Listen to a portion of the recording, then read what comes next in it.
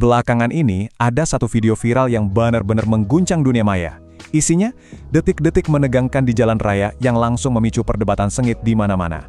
Ini tuh bukan sekedar cerita kecelakaan biasa ya. Ini soal keselamatan, arogansi, dan yang paling penting, pencarian keadilan. Jadi apa sih yang sebenarnya terjadi, dan siapa yang harusnya bertanggung jawab? Yuk kita bedah bareng-bareng. Nah, ini dia pertanyaan utamanya. Di satu sisi, ada pengendara yang kelihatannya ugal-ugalan, terus langsung menghilang gitu aja tanpa jejak. Tapi di sisi lain, ada sebuah keluarga yang jadi korban, yang sekarang menuntut pertanggungjawaban. Ini nih konflik yang bikin opini publik jadi terbelah. Oke, jadi cerita ini semua berawal dari sebuah rekaman video amatir. Sebuah perjalanan yang harusnya biasa-biasa aja, dalam sekejap mata berubah jadi insiden dramatis yang langsung viral dan jadi sorotan nasional. Yuk, kita lihat dulu fakta-fakta dasarnya. Lokasinya ada di Cianjur, Jawa Barat. Waktunya hari Minggu, tanggal 8 Februari 2026. Disinilah, di jalanan ini, takdir mempertemukan seorang pengendara motor Satria FU dengan rombongan motor gede atau moge dalam sebuah insiden yang bakal mengubah hidup mereka. Kalau kita lihat rekamannya, kejadiannya tuh kelihatan jelas banget, detik demi detik. Rombongan moge mulai nyalip. Moge yang pertama, aman, lewat dengan benar. Tapi, coba perhatikan moge yang kedua. Wah, dia nyalipnya agresif banget, sampai melintasi marka jalan yang jelas-jelas nggak boleh dilanggar. Terus dia langsung motong jalur si pengendara Satria FU. Korbannya buat menghindari tabrakan fatal, terpaksa banting setir. Dan tragisnya, malah berakhir jatuh ke jurang. Di balik video viral dan semua debat panas di internet, ada cerita yang jauh lebih personal.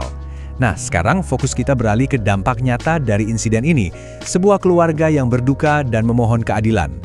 Kekuatan cerita ini tuh ada di suara di baliknya.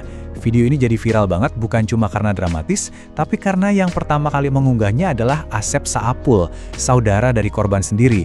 Dia mengunggahnya dengan sebuah permohonan yang menyentuh hati banyak orang. Permohonan mereka itu sebenarnya sederhana banget, tapi dalam maknanya. Jangan langsung kabur, tanggung jawablah.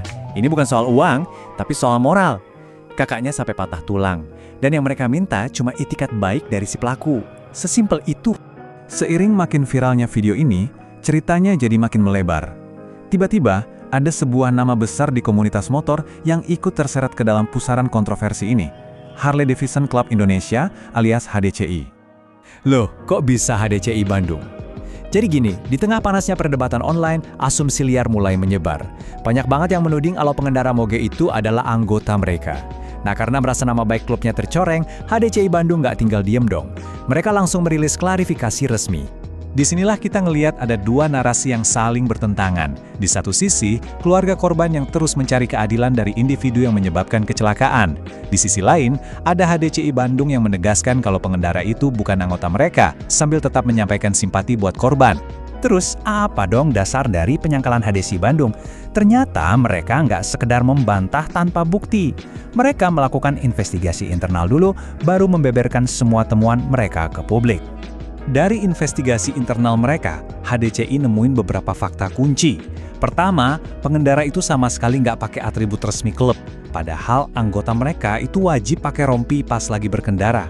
Terus, mereka juga cek jadwal, dan ternyata nggak ada jadwal touring resmi di jalur Cianjur Selatan. Bahkan nggak ada kegiatan klub sama sekali di hari kejadian. Nah, ini dia dasar yang kuat dari penyangkalan mereka. Oke. Meskipun HCDI udah kasih klarifikasi, kasus ini tuh masih jauh dari kata selesai. Masih ada pertanyaan besar yang belum terjawab, dan insiden ini seolah membuka luka yang lebih dalam tentang tanggung jawab kita semua di jalan raya. Tapi, ada satu hal penting yang perlu digarisbawahi. HDCI Bandung itu nggak lepas tangan gitu aja. Walaupun mereka menyangkal, mereka justru mendorong pihak berwenang untuk mengusut kasus ini sampai tuntas dan menemukan siapapun pelaku sebenarnya. Tujuannya, ya untuk menegakkan keadilan.